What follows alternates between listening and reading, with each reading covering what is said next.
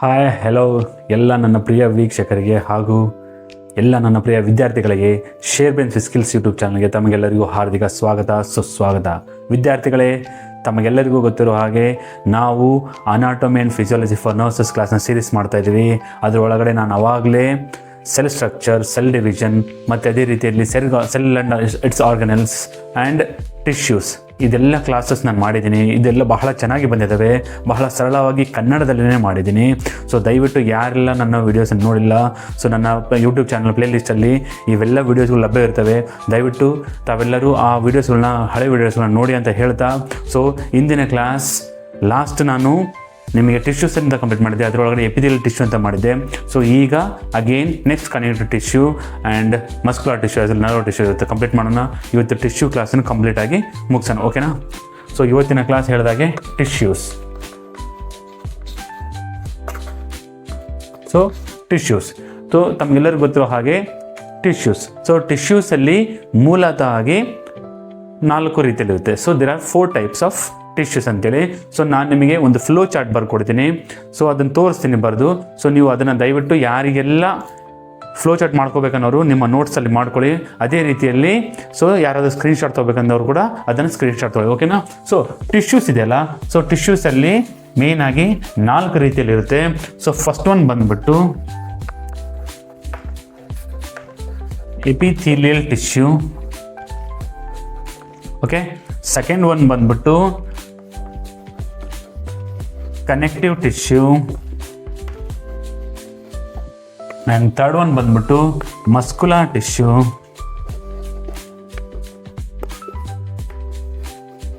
And last one ಬಂದ್ಬಿಟ್ಟು nervous tissue.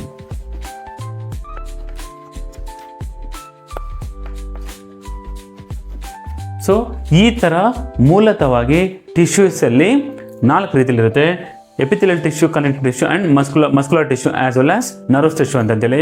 So ನಾನು ನಿಮಗೆ ಆವಾಗಲೇ ಒಂದು ಎಪಿಥೆಲಿಯಲ್ ಟಿಶ್ಯೂ ಕ್ಲಾಸ್ ಮಾಡಿದ್ದೀನಿ, ಬಟ್ ಇನ್ ಬ್ರೀಫ್ ಆಗಿ ನಾನು ನಿಮಗೆ ಹೇಳ್ಕೊಡ್ತೀನಿ. ಇದೇ ಥರ ನೀವು ಒಂದು ಫ್ಲೋ ಚಾರ್ಟ್ ಮಾಡ್ಕೊಂಡ್ರೆ ನಿಮಗೆ ಟಿಶ್ಯೂಸ್ ಅನ್ನೋ ಚಾಪ್ಟರ್ ಭಾಳ ಈಸಿಯಾಗಿ ಅರ್ಥ ಆಗ್ಬಿಡುತ್ತೆ. ಈ ಟಿಶ್ಯೂಸಲ್ಲಿ ಅಗೇನ್ ದೇರ್ ಆರ್ 2 ಟೈಪ್ಸ್ ಬರುತ್ತೆ ಎಪಿಥೆಲಿಯಲ್ ಟಿಶ್ಯೂ ಕೂಡ. ಏನಿದೆ, simple epithelial tissue and second one is stratified epithelial tissue. ನೋಡಿ, ಎಪಿಥೆಲಿಯಲ್ ಟಿಶ್ಯೂಲಿ ಕೂಡ ಸಿಂಪಲ್ ಆ್ಯಂಡ್ ಸ್ಟ್ರಾಟಿಫೈಡ್ ಅಂತ ಬರುತ್ತೆ, ಓಕೆನಾ? ಮೇನ್ ಆಗಿ ಅಗೇನ್ ಈ ಸಿಂಪಲಲ್ಲಿ ಅಗೇನ್ ದೇರ್ ಆರ್ 2 ಟೈಪ್ಸ್ ಇರುತ್ತೆ. ಸೊ ಈ ಸಿಂಪಲಲ್ಲಿ ಅಗೇನ್ ದೇರ್ ಆರ್ 3 ಟೈಪ್ಸ್ ಇದೆ.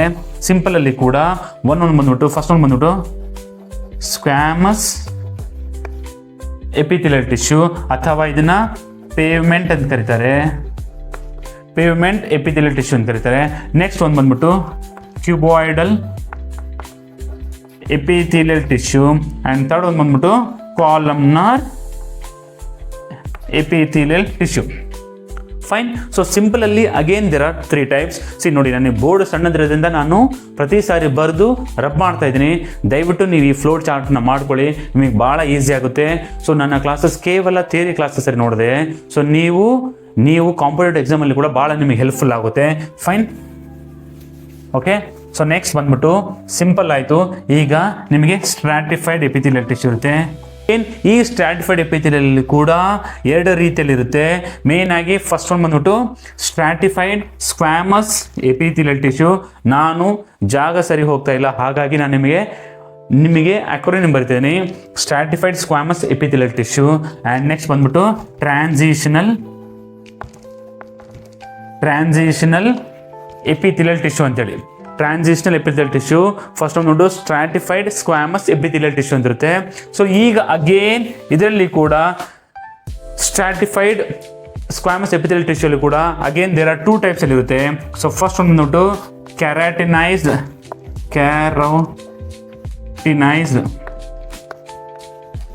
ಸ್ಟ್ರಾಟಿಫೈಡ್ ಸ್ಕ್ವಾಮಸ್ ಎಪಿಥೆಲಿಯಲ್ ಟಿಶ್ಯೂ ಅಂತಿರುತ್ತೆ.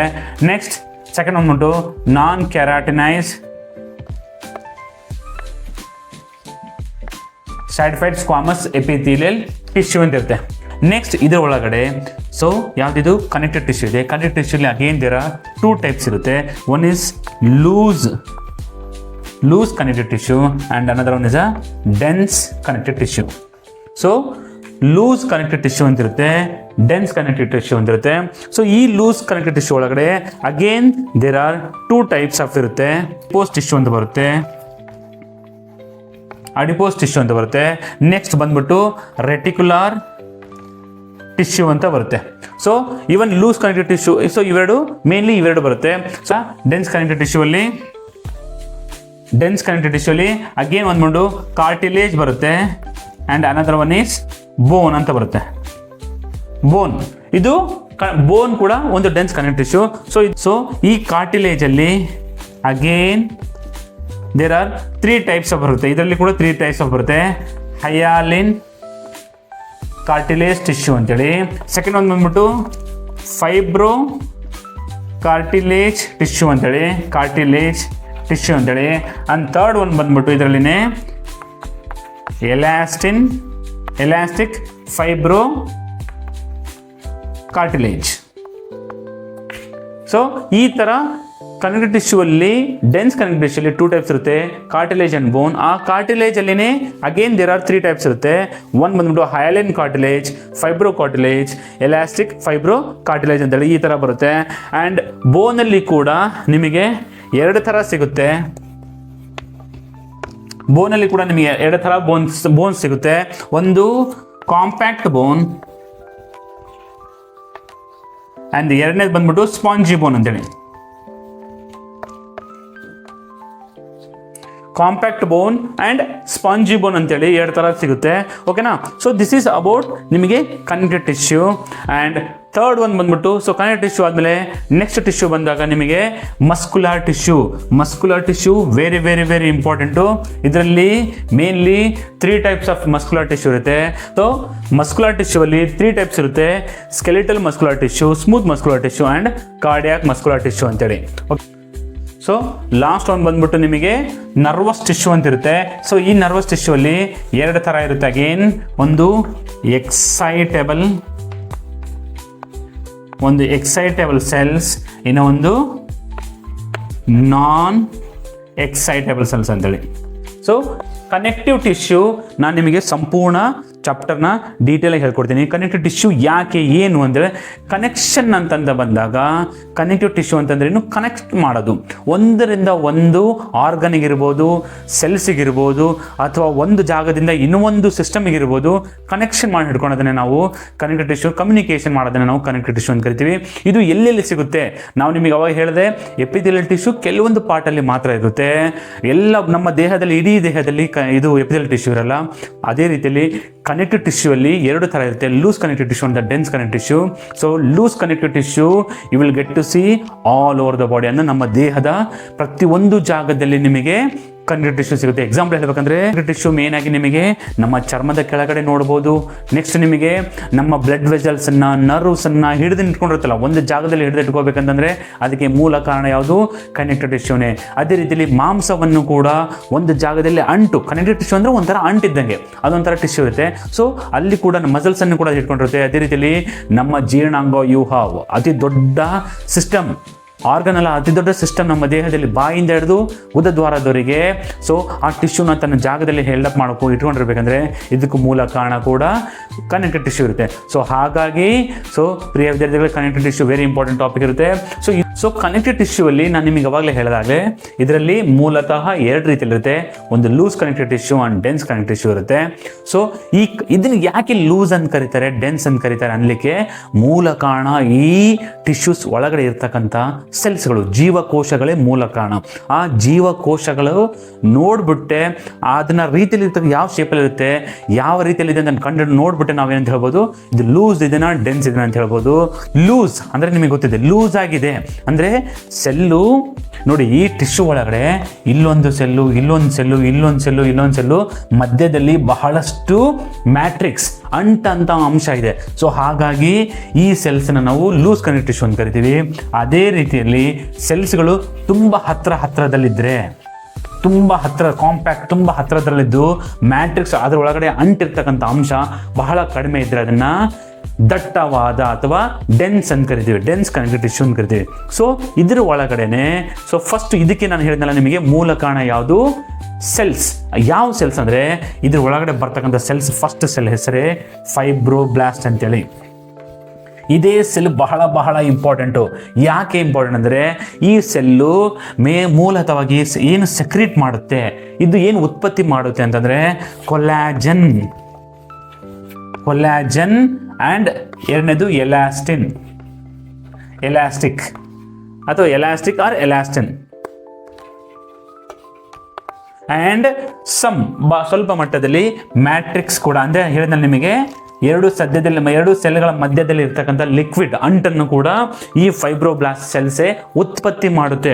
ಸೊ ಈ ಕೊಲಾಜನ್ ಅಂಶದಿಂದ ನಾರು, ಕೊಲಾಜನ್ ಅಂದರೆ ಏನು ಗೊತ್ತಾ, ನಾರಿನ ಅಂಶ. ನಾವು ತೆಂಗಿನಕಾಯಿ ನಾರು ತೆಗಿತೀವಲ್ಲ ಆ ಥರ ನಾರಿನ ಅಂಶ ಎಲ್ಲಿ ಜಾಸ್ತಿ ಇರುತ್ತೆ ಅದು ಗಟ್ಟಿ ಇರುತ್ತೆ, ಎಲ್ಲಿ ಕೊಲಾಜನ್ ಅಂಶ ಕಡಿಮೆ ಇರುತ್ತೆ ಆ ಟಿಶ್ಯೂ ನಾವು ಎಲಾಸ್ಟಿಕ್ ಅಂತ ಕರೀತೀವಿ. ಎಕ್ಸಾಂಪಲ್ ಹೇಳ್ಬೇಕಂದ್ರೆ ನೋಡಿ, ಇದು ಎಲಾಸ್ಟಿಕ್, ಗಟ್ಟಿ ಜನ ಇದು ಇಲ್ಲ, ಬಹಳ ಹಿಂಗೆ ಹೇಳಿದ್ರೆ ಬಂದ್ಬಿಡುತ್ತೆ, ಎಲಾಸ್ಟಿಕ್ ಥರ ಇದೆ. ಸೊ ಅದಕ್ಕೆ ನಾವು ಇಲ್ಲಿ ಏನಿರುತ್ತೆ ಎಲಾಸ್ಟಿಕ್ ಟಿಶ್ಯೂಸ್ ಇರ್ತವೆ. ಸೊ ಕೊಲಾಜನ್ ಇಲ್ಲಿ ಏನು ಬಹಳ ಜಾಸ್ತಿ ಇದೆ ಅಂದರೆ ಎಲುಬು, ಬೋನ್ ಇದೆಯಲ್ಲ ಅಲ್ಲಿ ಬಹಳಷ್ಟು ಎಲುಬು ಇರೋದ್ರಿಂದ ಅಥವಾ ಅಲ್ಲಿ ಕೊಲಾಜನ್ ಫೈಬರ್ ಜಾಸ್ತಿ ಇರೋದ್ರಿಂದ ಏನಾಗುತ್ತೆ, ಇದನ್ನು ನಾವು ಕೊಲಾಜನ್ ಫೈಬರ್ಸ್ ಅಂತ ಕರಿತೀವಿ. ಸೊ ಮ್ಯಾಟ್ರಿಕ್ಸ್ ಅದು ಹೇಳಿದ್ನಲ್ಲ. ಸೊ ಈ fibroblast cells very very important connective ಟಿಶ್ಯೂಗೆ.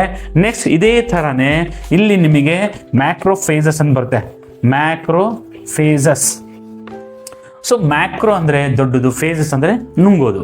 So ಇದು ಒಂಥರ ನಮ್ಮ ದೇಹದಲ್ಲಿ ಇಮ್ಯುನಿಟಿ ಸಿಸ್ಟಮ್ ಕ್ರಿಯೇಟ್ ಮಾಡ್ತಕ್ಕಂಥ, ರೋಗ ನಿರೋಧಕ ಶಕ್ತಿ ಉತ್ಪತ್ತಿ ಮಾಡ್ತಕ್ಕಂಥ ಸೆಲ್ ಇದು. ಇದೇನು ಮಾಡುತ್ತಪ್ಪ ಅಂದರೆ ನಮ್ಮ ದೇಹದ ಒಳಗಡೆ ಬರ್ತಕ್ಕಂಥ ಯಾವುದೇ ಫಾರಿನ್ ಬಾಡಿ ಇರ್ಬೋದು ಅದನ್ನು ತಿಂದುಬಿಡುತ್ತೆ. ಇದಕ್ಕೆ ಯಾವುದೇ ಒಂದು ಶೇಪ್ ಇರೋದಿಲ್ಲ. ಸೊ ಇದು ಪರ್ಟಿಕ್ಯುಲರ್ಲಿ ಯಾವುದೇ ಒಂದು ಶೇಪಲ್ಲಿ ಇರೋದಿಲ್ಲ. ಸೊ ಇದು ಕೂಡ ಕೆಲವು ಒಂದೇ ಜಾಗದಲ್ಲಿ ಇರ್ತವೆ, ಇನ್ನು ಕೆಲವು ನಮ್ಮ ದೇಹದಲ್ಲೆಲ್ಲ ಸುತ್ತಾಡ್ತಾ ಇರ್ತವೆ. ಸೊ ಇದು ಕೂಡ ಕೆಲವೊಂದು ಫಾರ್ ಎಕ್ಸಾಂಪಲ್ ನೀವು ಹೇಳ್ಬೇಕಂತಂದರೆ ಲಿವರಲ್ಲಿ ಕುಫರ್ ಸೆಲ್ಸ್ ಅಂತ ಕರಿತೀವಿ. ಸೊ ನರ್ವಲ್ಲಿ ಗ್ಲಿಯಲ್ ಸೆಲ್ಸ್ ಅಂತ ಕರಿತೀವಿ. ಸೊ ಈ ಥರ ಹೆಸರುಗಳು, ಬಹಳಷ್ಟು ಹೆಸರುಗಳು ತಮ್ಮ ಸಿಸ್ಟಮಲ್ಲಿ ಓದಬೇಕಾದ್ರೆ ನಾನು ನಿಮಗೆ ಹೇಳ್ಕೊತ ಹೋಗ್ತೀನಿ, ಓಕೆನಾ. ಸೊ ಇವನ್ನ ಮ್ಯಾಕ್ರೋಫೇಸ್ ಅಂತ ಕರೀತಾರೆ.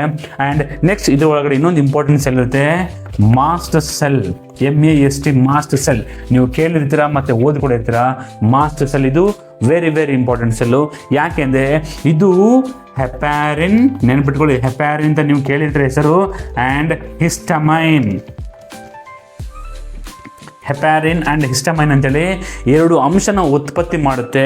ಏನಪ್ಪ ಇದು ಹೆಪಾರಿನ್ ಅಂತ ಕೇಳಿದ್ರೆ, ಹೆಪಾರಿನ್ ಈಸ್ ಆ್ಯನ್ ಆ್ಯಂಟಿಕೊಯಾಗುಲೆಂಟ್. ಅಂದರೆ ಎಲ್ಲಾದರೂ ರಕ್ತ ಹೆಪ್ಪುಗಟ್ಟಿದೆ ಅಂತಂದರೆ ನೀವು ನೋಡಿರ್ತಾರಲ್ಲ, ರಕ್ತ ಎಲ್ಲಿ ಹೆಪ್ಪುಗಟ್ಟಿದೆ, ಏನಾದರೂ ಏಟು ಬಿದ್ದಾಗ ರಕ್ತ ಹೆಪ್ಪುಗಟ್ಟುತ್ತಲ್ಲ, ಆ ಹೆಪ್ಪುಗಟ್ಟು ರಕ್ತನ ಸಡಿಲ ಮಾಡಿ ರಕ್ತ ಬ್ಲಡ್ ಫ್ಲೋ ಇಂಪ್ರೂವ್ ಮಾಡೋ ಕೆಲಸನೇ ಈ ಮಾಸ್ಟರ್ ಸೆಲ್ ಮಾಡುತ್ತೆ. ಯಾವಾಗ ಏನಾದರೂ ಇಂಜುರಿ ಆದಾಗ ರಕ್ತ ಹೆಪ್ಪುಗಟ್ಟುತ್ತಲ್ಲ ಆವಾಗ ಈ ಮಾಸ್ಟರ್ ಸೆಲ್ ಏನು ರಿಲೀಸ್ ಮಾಡುತ್ತೆ, ಹೆಪಾರಿನ್ ಅನ್ನೋ ಅಂಶ ರಿಲೀಸ್ ಮಾಡುತ್ತೆ. ಸೊ ಅದೇ ರೀತಿಯಲ್ಲಿ ಹಿಸ್ಟಮೈನ್ ಅಂತ ನಿಮಗಂದ್ರೆ, ಹಿಸ್ಟಮೈನ್ ಅಂದ್ರೆ ಏನು, ಯಾವುದಾದ್ರೂ ಸೆಲ್ಲು ಅಥವಾ ಯಾವುದೋ ಜಾಗ ಡ್ಯಾಮೇಜ್ ಆದಾಗ ಕೆಂಪುಗಾಗುತ್ತಾನೆ, ಅದು ಏನು ಮಾಡುತ್ತೆ, ಇನ್ಫ್ಲಮೇಷನ್. ಕೆಂಪುಗಾಗೋದು ನಾವು ಇನ್ಫ್ಲಮೇಷನ್ ಅಂತ ಕರಿತೀವಿ. ಆ ಇನ್ಫ್ಲಮೇಷನ್ ಆಗೋ ರೀಸನ್ ಏನು, ಆ ಸೆಲ್ಲು ಸತ್ತೋದಾಗ, ಡ್ಯಾಮೇಜ್ ಆದಾಗ ಇಟ್ ರಿಲೀಸಸ್ ಹಿಸ್ಟಮೈನ್ ರಿಲೀಸ್ ಮಾಡುತ್ತೆ. ಆ ಹಿಸ್ಟಮೈನ್ ರಿಲೀಸ್ ಮಾಡಿದಾಗ ಆಟೋಮೆಟಿಕ್ಕಾಗಿ ಅಲ್ಲಿ ಇರ್ತಕ್ಕಂಥ ಭಾಗ ಎಲ್ಲ ಕೆಂಪುಗಾಗ್ತಾ ಹೋಗುತ್ತೆ.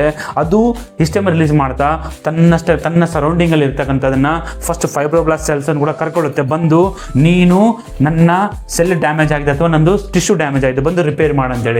ಸೊ ಫೈಬ್ರೋಬ್ಲಾಸ್ಟ್ ಕೂಡ ಏನು ಮಾಡುತ್ತೆ, ನೆನ್ಪಿಟ್ಕೊಳ್ಳಿ, ಎಲ್ಲಾದರೂ ಟಿಶ್ಯೂ ಅರ್ಧೋಗಿರುತ್ತೆ, ನಮ್ದು ಎಲ್ಲಾದರೂ ಕಟ್ಟಾಗಿರ್ತದಲ್ಲ, ಕಟ್ಟಾದಾಗ ತನ್ನಷ್ಟು ತಾನೇ ಒಣಗಿಬಿಡುತ್ತೆ. ಗೊತ್ತಾ, ನಾವು ಅರಿಶಿನ ಕೂಡ ಹಚ್ಚೋದು ಬೇಕಲ್ಲ, ಇವಾಗಲ ಮಾಡ್ತಾ ಇದ್ದೀವಿ, ಅದು ತನ್ನಷ್ಟು ತಾನೇ ಒಣಗೋಗ್ಬಿಡುತ್ತೆ. ಹೇಗೆ ಒಣಗೋಗುತ್ತೆ ಅಂದರೆ, ಯಾವಾಗಲೂ ಏನಾದರೂ ಕಟ್ಟಾಯಿತು ಅಂತಂದಾಗ, ಈ ಥರ ಕಟ್ಟಾಯ್ತು ಅಂತ ಅಂದ್ಕೊಳ್ಳಿ ಸ್ಕಿನ್ನು. ಸೊ ಫೈಬ್ರೋಬ್ಲಾಸ್ಟ್ ಅಂದರೆ ಅದೇ ಕೊಲಾಜನ್ ಅಂತ ಹೇಳಿದ್ನ ನಾನು, ಈ ಥರ ಒಂದಕ್ಕೊಂದು ಆ ಕಡೆಯಿಂದ ಒಳಗೆ ಹಾಕ್ತಾರಲ್ಲ, ಸ್ಯೂಚರಿಂಗ್ ಮಾಡ್ತಾರಲ್ಲ, ಅದೇ ಥರನೇ ನಾರು ಥರ ಒಳಗಡೆಯಿಂದ ನಾರು ಕಟ್ಕೊಂತ ಬರುತ್ತೆ. ಸೊ ಈ ಫೈಬ್ರೋಬ್ಲಾಸ್ಟ್ ಕೆಲಸನೇ ಅದು. ಸೊ ಇವೆಲ್ಲ ಸೆಲ್ಸು ಆ್ಯಂಡ್ ಇದೇ ರೀತಿಯಲ್ಲಿ ಲ್ಯೂಕೋಸೈಟ್ಸ್ ಅಂತೇಳಿ ಇನ್ನೊಂದು ಸೆಲ್ಸ್ ಇದೆ, ನೆನ್ಪಿಟ್ಕೊಳ್ಳಿ, ಲ್ಯೂಕೋಸೈಟ್ಸ್ ಅಂತಂದ್ರೆ ಒಂದೇ, ಲ್ಯೂಕೋಸೈಟ್ಸ್ ಅಂದ್ರೆ ಒಂದೇ, WBC ಅಂದ್ರೆ ಒಂದೇ.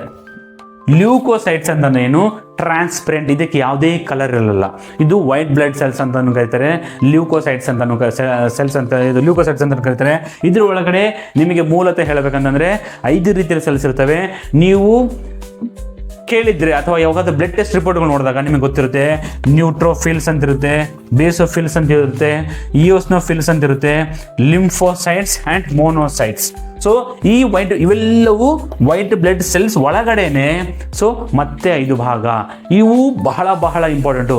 ಈ ವೈಟ್ ಬ್ಲಡ್ ಸೆಲ್ಸ್ ಏನು ಮಾಡುತ್ತೆ, ರೋಗ ನಿರೋಧಕ ಶಕ್ತಿ, ನಮ್ಮ ದೇಹದಲ್ಲಿ ರೋಗ ನಿರೋಧಕ ಶಕ್ತಿಯನ್ನು ಉತ್ಪತ್ತಿ ಮಾಡಿ ಆ ಯಾವುದೇ ಕಾಯಿಲೆ ನಮ್ಮ ದೇಹದೊಳಗೆ ಬಂದಿದ್ರೆ ಅದನ್ನು ತಡೆಗಟ್ಟಲಿಕ್ಕೆ ಮೂಲ ಕಾರಣನೇ ಯಾವುವು, ಈ ವೈಟ್ ಬ್ಲಡ್ ಸೆಲ್ಸ್ ಲ್ಯೂಕೋಸೈಟ್ಸ್. ಇದು ಕೂಡ ಕನೆಕ್ಟಿವ್ ಟಿಶ್ಯೂ ಒಳಗಿರುತ್ತೆ.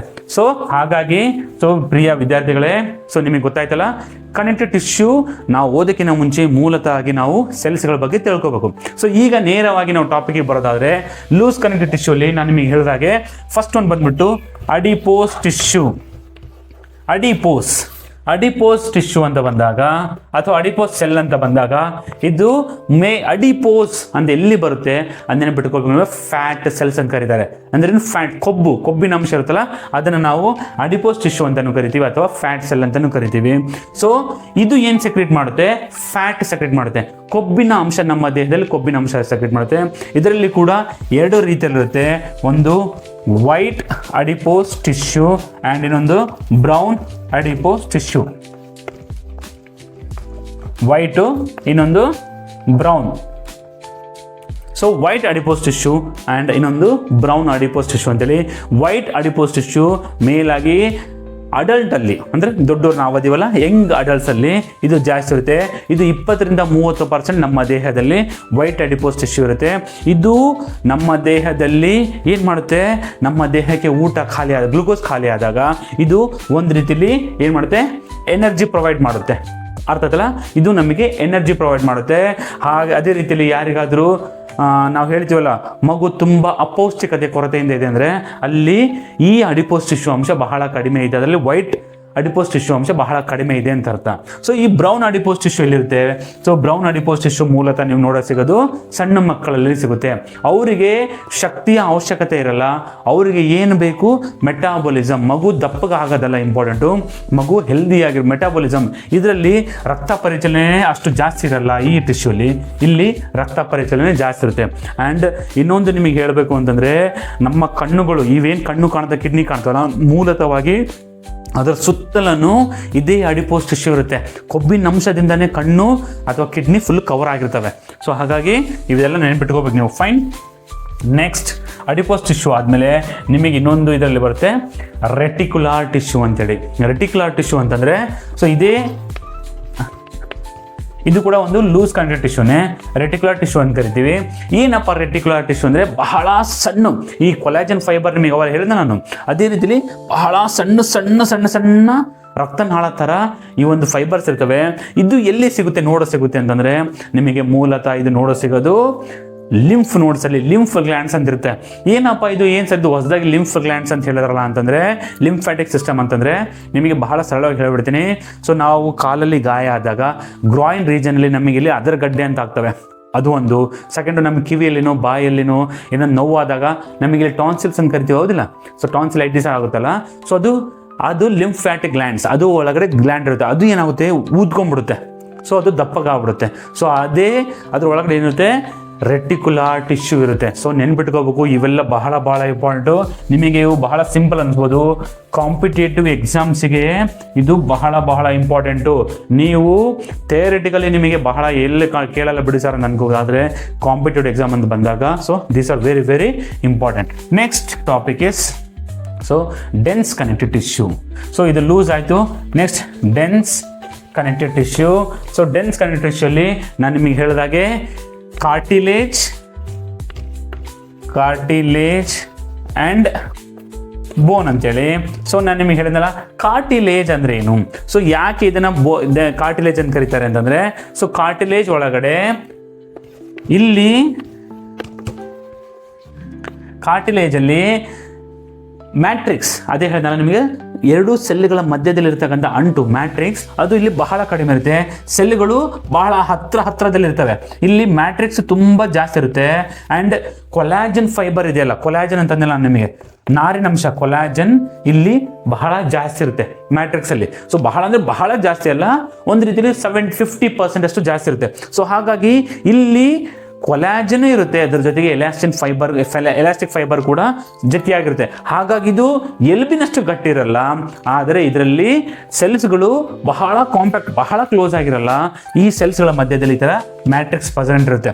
ಸೊ ಬೋನ್ ಅಂತ ಬಂದಾಗ ನೋಡಿ, ಎಲುಬು ಅಂತ ಬಂದಾಗ ಈ ಥರ ಸೆಲ್ಸ್ಗಳು ಒಂದಕ್ಕೊಂದು ಅಂಟ್ಕೊಂಡ್ಬಿಟ್ಟಿರ್ತವೆ, ಬಹಳ ಕಡಿಮೆ ಮ್ಯಾಟ್ರಿಕ್ಸ್ ಇರುತ್ತೆ, ಹಾಗಾಗಿ ಇದು ಬೋನ್ ಆಗುತ್ತೆ. ಬಟ್ ಈ ಕಾರ್ಟಿಲೇಜಲ್ಲಿ ಹೆಂಗಂದ್ರೆ ಸೆಲ್ಸ್ಗಳ ಮಧ್ಯದಲ್ಲಿ ಮ್ಯಾಟ್ರಿಕ್ಸ್ ಬಹಳ ಇರುತ್ತೆ, ಆದರೆ ಬಹಳ ಕಡಿಮೆ ಪ್ರಮಾಣದಲ್ಲಿ ಇರುತ್ತೆ. ಕಾರ್ಟಿಲೇಜಲ್ಲಿ ಅಗೇನ್ ದೇರ್ ಆರ್ 3 ಟೈಪ್ಸ್ ಇರುತ್ತೆ. ಕಾರ್ಟಿಲೇಜಲ್ಲಿ ನಾನು ನಿಮಗೆ ಅವಾಗೆ ಫ್ಲೋ ಚಾರ್ಟ್ ಬರ್ಸಿದೆ, ಅದ್ರ ಒಳಗಡೆ ಫಸ್ಟ್ ಒಂದು ಹಯಾಲಿನ್ ಕಾರ್ಟಿಲೇಜ್, ನೆಕ್ಸ್ಟ್ ಬಂದ್ಬಿಟ್ಟು ಫೈಬ್ರೋ ಕಾರ್ಟಿಲೇಜ್, ಥರ್ಡ್ ಬಂದ್ಬಿಟ್ಟು ಎಲಾಸ್ಟಿಕ್ ಫೈಬ್ರೋ ಕಾರ್ಟಿಲೇಜ್. ನೆನ್ಪಿಟ್ಕೋಬೇಕು, ಇವೆಲ್ಲ ಬಹಳ ಇಂಪಾರ್ಟೆಂಟು ನಿಮಗೆ ಎಕ್ಸಾಮ್ಸಲ್ಲಿ, ಸ್ಪೆಷಲಿ ಕಾಂಪಿಟೇಟಿವ್ ಎಕ್ಸಾಮ್ಸಲ್ಲಿ ಬಹಳ ಇಂಪಾರ್ಟೆಂಟು. ಸೊ ಹಯಾಲಿನ್ ಕಾರ್ಟಿಲೇಜ್ ಅಂದರೆ ಬ್ಲೂ ಕಲರ್ ಇರ್ತಕ್ಕಂಥ ಒಂದು ಕಾರ್ಟಿಲೇಜ್. ಇದ್ರದ್ದು ಕಲರೇ ಬ್ಲೂ ಇರುತ್ತೆ, ಈ ಕಾರ್ಟಿಲೇಜು ಕಲರೇ ಬ್ಲೂ ಇರುತ್ತೆ. ಸೊ ಇಲ್ಲಿ ಸೆಲ್ಸ್ಗಳು ದೂರದಲ್ಲಿ ಇರ್ತವೆ, ಆ್ಯಂಡ್ ಜೊತೆಗೆ ಅಂದರೆ ಬಹಳ ದೂರ ಇರಲ್ಲ, ಲೂಸ್ ಕನೆಕ್ಟ್ ಟಿಶ್ಯೂ ಥರ ಸ್ವಲ್ಪ ದೂರದಲ್ಲಿರ್ತವೆ. ಜೊತೆಗೆ ಇದರೊಳಗಡೆ ಕೊಲಾಜನ್ ಫೈಬರ್ ಇರುತ್ತೆ, ಎಲಾಸ್ಟಿನ್ ಫೈಬರ್ ಇರುತ್ತೆ, ಅಡಿಪೋಸ್ ಟಿಶ್ಯೂ ಇರುತ್ತೆ, ಆ್ಯಂಡ್ ಮೋರ್ ಓವರ್ ನಿಮಗೆ ಮಾಸ್ಟ್ ಸೆಲ್ಸ್, ಫೈಬ್ರೋಬ್ಲಾಸ್ಟ್ ಎಲ್ಲ ಇದರಲ್ಲಿರುತ್ತೆ. ಸೊ ಇದು ಹಯಾಲಿನ್ ಕಾರ್ಟಿಲೇಜ್ ಮೇನ್ ಆಗಿ ಎಲ್ಲಿರುತ್ತೆ ಅಂತ ಕೇಳಿದ್ರೆ ನೀವು, ಸೊ ನೋಡಿ ನೆನ್ಪಿಟ್ಕೊಳ್ಳಿ, ಮೇನ್ ಆಗಿ ಹಯಾಲಿನ್ ಕಾರ್ಟಿಲೇಜ್ ಬಂದ್ಬಿಟ್ಟು ನಿಮಗೆ ಸೊ ಎಲ್ಲಿ ಕಾಣ ಸಿಗುತ್ತೆಪ್ಪ ಅಂತಂದರೆ ಈ ಎಲುಬು ಇದೆಯಲ್ಲ,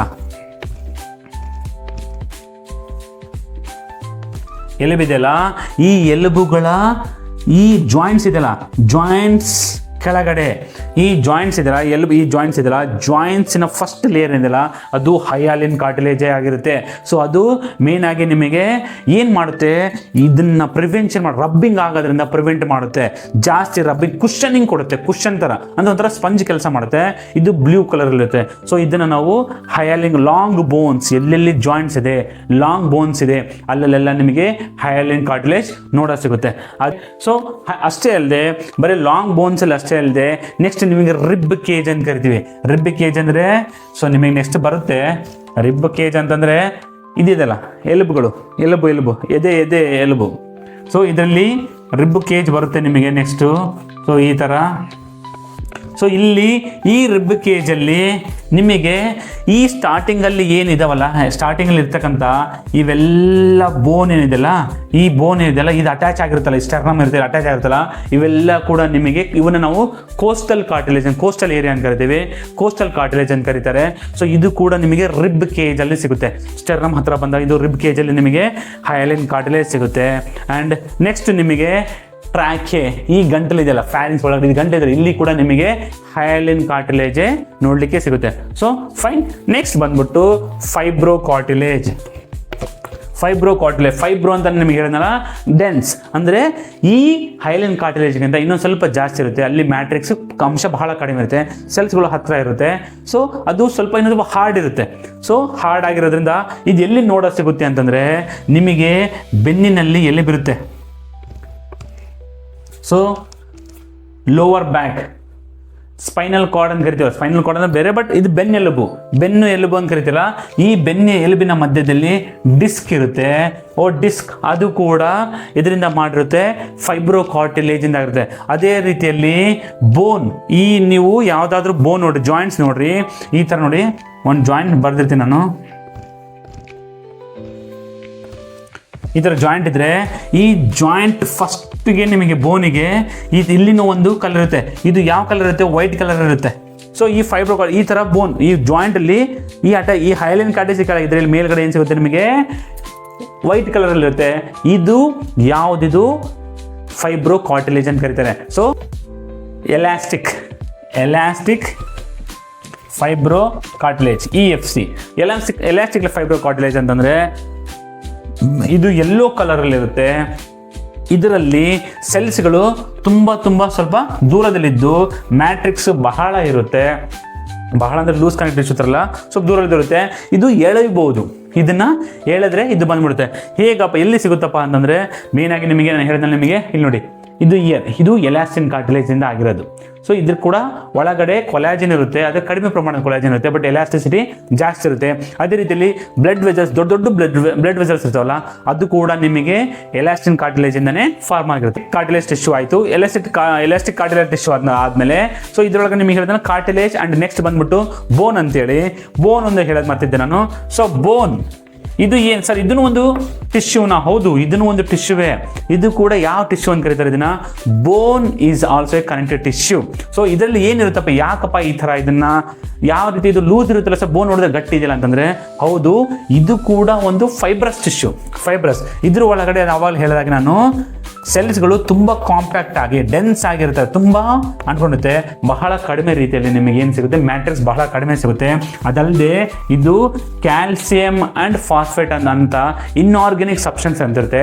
ಅದರಿಂದ ಮಾಡಿರೋದ್ರಿಂದ ಕ್ಯಾಲ್ಸಿಯಂ ಫಾಸ್ಫೇಟು ಇದು ಏನು ಮಾಡ್ಬಿಡುತ್ತೆ, ಆ ಸೆಲ್ಸನ್ನ ಗಟ್ಟಿ ಮಾಡಿಬಿಡುತ್ತೆ, ಕಲ್ಲಿನ ಅಂತ ಗಟ್ಟಿ ಮಾಡುತ್ತೆ. ಹಾಗಾಗಿ ಅಲ್ಲಿ ನಿಮಗೆ ಬೋನು ಗಟ್ಟಿಯಾಗಿರುತ್ತೆ.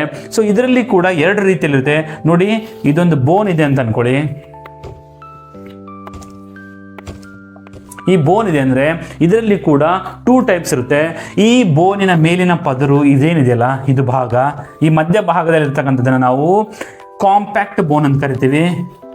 Compact bone. ಆ್ಯಂಡ್ ಈ ತುದಿಯ 2 ಭಾಗವನ್ನು ನಾವು ಸ್ಪಾಂಜಿ ಬೋನ್ ಅಂತ ಕರಿತೀವಿ. ಸ್ಪಾಂಜಿ ಬೋನ್ ಅಂತ ಕರಿತೀವಿ. ಏಕೆಂದರೆ ನಾನು ನಿಮಗೆ ಅವೆಲ್ಲ ಹೇಳಿದಾಗೆ, ನಾವು ಯಾರಾದರೂ ನಾನ್ ವೆಜಿಟೇರಿಯನ್ಸ್ ಗೊತ್ತಿರುತ್ತೆ, ಮೇಲಿನ ಭಾಗ ಈಸಿಯಾಗಿ ಕಳೆದು ಬಿಡ್ತೀವಿ, ಮಧ್ಯ ಭಾಗ ಬೋನ್ ತಿನ್ನೋದು ಬಹಳ ಕಷ್ಟ ಆಗುತ್ತೆ, ಭಾಳ ಹಾರ್ಡ್ ಇರುತ್ತೆ, ಕಾಂಪ್ಯಾಕ್ಟ್ ಇರುತ್ತೆ, ಬಹಳ ಗಟ್ಟಿಯಾಗಿರುತ್ತೆ. ಆ್ಯಂಡ್ ಸ್ಪಾಂಜ್ ಪಾರ್ಟ್ ಮೇಲೆ ಸ್ಪಂಜ್ ಇದ್ದಂಗೆ ಇರುತ್ತೆ, ಭಾಳ ಮೆತ್ತೇನಿಲ್ಲ, ಬಟ್ ಈಸಿಯಾಗಿ ನಾವು ಅದನ್ನು ಬ್ರೇಕ್ ಮಾಡ್ಬೋದು. ಸೊ ಈ ರೀತಿಯಲ್ಲಿ bone is also considered connected tissue ಅಂತ. ಸೊ ಅರ್ಥ ಆಯ್ತಲ್ಲ? ಸೊ ಇಷ್ಟು ಕನೆಕ್ಟೆಡ್ ಟಿಶ್ಯೂ. ಸೊ ವಿದ್ಯಾರ್ಥಿಗಳೇ, ತಮಗೆಲ್ಲರಿಗೂ ನನ್ನ ಕ್ಲಾಸು ಸರಳವಾಗಿ ಅರ್ಥ ಆಗಿದೆ ಅಂತ ಭಾವಿಸ್ತೇನೆ. ಸೊ ನಾನು ಯಾಕೆ ಶಾರ್ಟ್ ಮಾಡ್ತಾ ಇದ್ದೆ ಅಂದರೆ, ಬಹಳ ಕಡಿಮೆ ಮಾಡ್ತೇನೆ. ಇವತ್ತು ನಾನು ನಿಮಗೆ ಹೇಳಿದಾಗೆ ಮಸ್ಕ್ಯುಲರ್ ಟಿಶ್ಯೂ ಕೂಡ ಕಂಟಿನ್ಯೂ ಮಾಡಬೇಕಾಯಿತು, ಬಟ್ ಆದರೆ ನನ್ನ ವೀಡಿಯೋ ಸ್ವಲ್ಪ ಲಾಂಗ್ ಇರುತ್ತೆ. ನನ್ನ ಎಕ್ಸ್ಪ್ಲೇಷನ್ ಇನ್ನು ಬ್ರೀಫಾಗಿ ಮಾಡ್ತಾ ಇರ್ತೇನೆ, ಅಂದರೆ ಇನ್ನು ಡೀಟೇಲಾಗಿ ಮಾಡ್ತಾ ಇರ್ತೇನೆ. ದಯವಿಟ್ಟು ವೀಡಿಯೋ ಸ್ವಲ್ಪ ಲಾಂಗ್ ಇರೋದ್ರಿಂದ ಸ್ಕಿಪ್ ಮಾಡಿದೆ ನೀವು ಕೊನೆವರೆಗೆ ನೋಡಿದ್ರೆ ನಿಮಗೆ ಕ್ಲಾಸ್ ಸಂಪೂರ್ಣವಾಗಿ ಅರ್ಥ ಆಗುತ್ತೆ. ಸೊ ಹಾಗಾಗಿ ದಯವಿಟ್ಟು ನನ್ನ ವೀಡಿಯೋಸನ್ನು ಇಷ್ಟ ಆದರೆ ಲೈಕ್ ಮಾಡಿ, ಶೇರ್ ಮಾಡಿ, ಅದೇ ರೀತಿಯಲ್ಲಿ ಕಾಮೆಂಟ್ ಮಾಡಿ ಆ್ಯಂಡ್ ಸಬ್ಸ್ಕ್ರೈಬ್ ಮಾಡದೆ ಮರಿಬೇಡಿ. Thank you one and all.